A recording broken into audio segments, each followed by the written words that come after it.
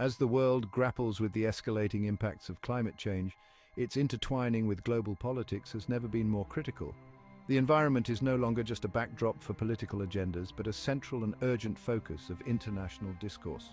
Understanding the geopolitical landscape shaped by climate change is essential for any nation's security and prosperity. The effects of climate change transcend national borders, making it a unique catalyst for both cooperation and conflict. As resources become scarcer and natural disasters more frequent, nations face the dual challenge of addressing environmental impacts and their geopolitical consequences.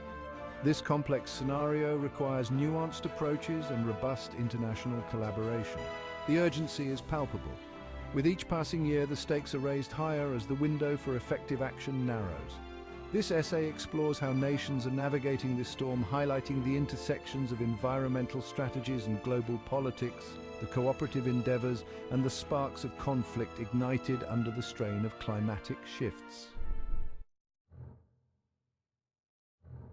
Global warming is not just altering our climates, but also our political landscapes.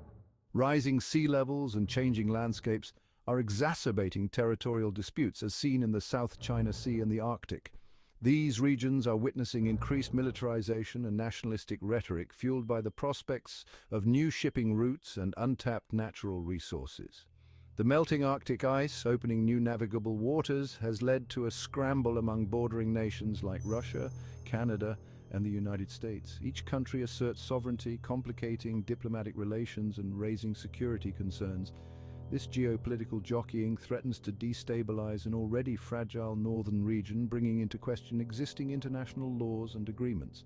Similarly, in the South China Sea, rising waters are slowly engulfing islands, intensifying disputes over maritime boundaries.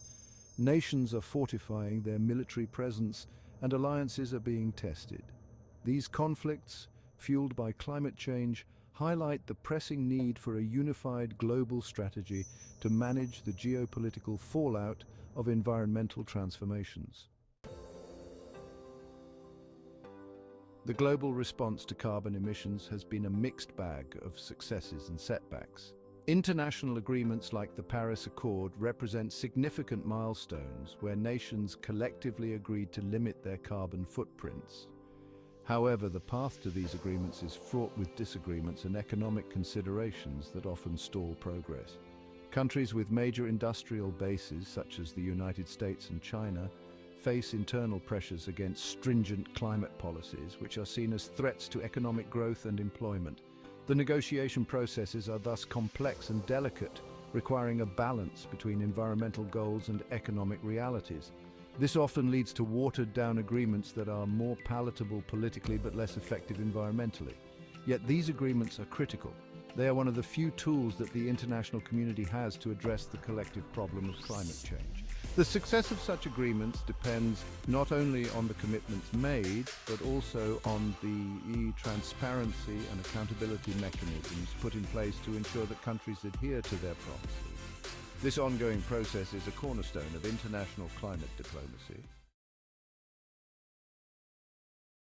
As freshwater becomes an increasingly scarce commodity, it is becoming a focal point of international tension.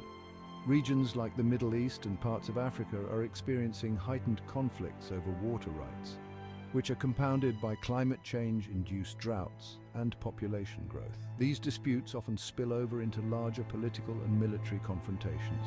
The Nile River dispute among Egypt, Sudan, and Ethiopia over the Grand Ethiopian Renaissance Dam is a prime example.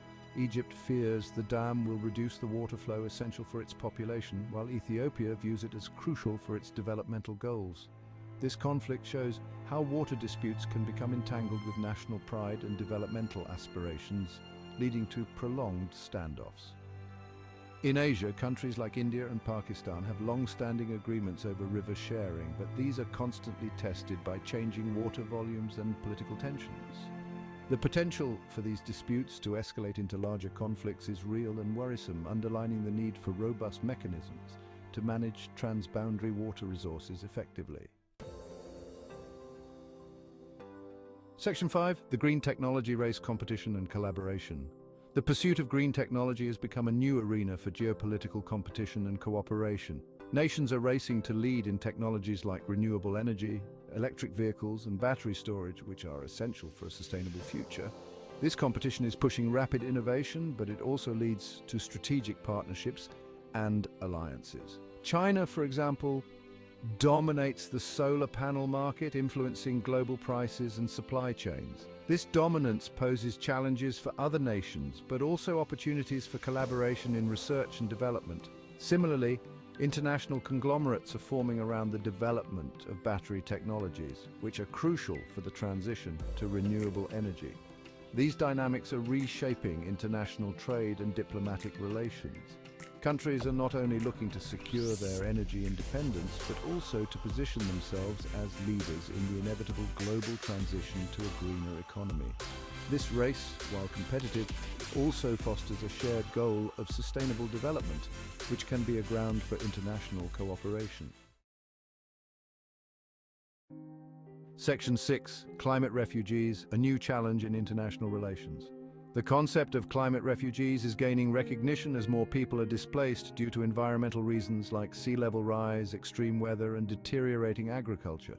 The migration of these individuals and communities poses new challenges for international relations and human rights frameworks, which currently do not adequately address the phenomenon of climate-induced displacement. Countries like Bangladesh and island nations in the Pacific are facing significant impacts, with large populations vulnerable to becoming climate refugees. These situations test the capacity and willingness of neighboring countries and the international community to respond to migration pressures that are not strictly political or economic, but are driven by environmental changes. The response to climate refugees will be a litmus test for global solidarity and the effectiveness of international law in the 21st century. The need for comprehensive policies that address the rights, resettlement, and integration of displaced populations into new societies is urgent. This issue also raises fundamental questions about responsibility and reparations, as most climate refugees come from regions least responsible for the emissions driving climate change. Section 7. The role of international organizations in climate diplomacy. International organizations play a pivotal role in mediating and facilitating the global response to climate change. Bodies like the United Nations Framework, Convention on Climate Change, and the Intergovernmental Panel on Climate Change provide platforms for negotiation, research, and agreement on international climate policies. Their role in fostering dialogue and consensus cannot be overstated. The effectiveness of these organizations, however, often hinges on the political will of their member states. While they can set agendas and propose frameworks, the actual implementation of agreements depends on national governments. This can lead to discrepancies between global objectives and national actions, affecting the overall efficacy of international climate initiatives. Moreover, these organizations are also crucial in mobilizing resources for climate adaptation and mitigation in developing countries. Through various funds and programs, they assist in technology transfer, capacity building, and financial support. This not only helps vulnerable nations combat and adapt to climate change, but also ensures a more equitable distribution of responsibilities and resources in the global fight against environmental degradation. Section 8. Economic impact. The cost of climate policies on international trade. Climate policies, while essential for environmental sustainability, often have significant economic implications. Carbon taxes, emission trading systems, and renewable energy mandates can alter production costs and competitiveness on the global stage. These policies can lead to trade disputes and necessitate adjustments in international trade agreements. For instance, the European Union's Carbon Border Adjustment Mechanism aims to level the playing field between domestic products, which are subject to strict environmental regulations, and imports from countries with less stringent standards.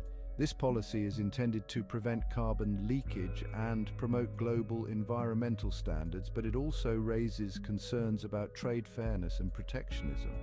Such measures, though potentially contentious, are crucial for ensuring that climate action is not just a local, but a global endeavor. They highlight the need for integrated economic and environmental policies that can foster sustainable development. The challenge lies in crafting these policies in a way that they support global trade while advancing the global climate agenda. Section 9. The power of public opinion and activism in shaping climate policy. The influence of public opinion and grassroots activism on climate policy cannot be underestimated. Movements like Fridays for Future and Extinction Rebellion have brought climate issues to the forefront of public consciousness, pressuring governments to act more decisively.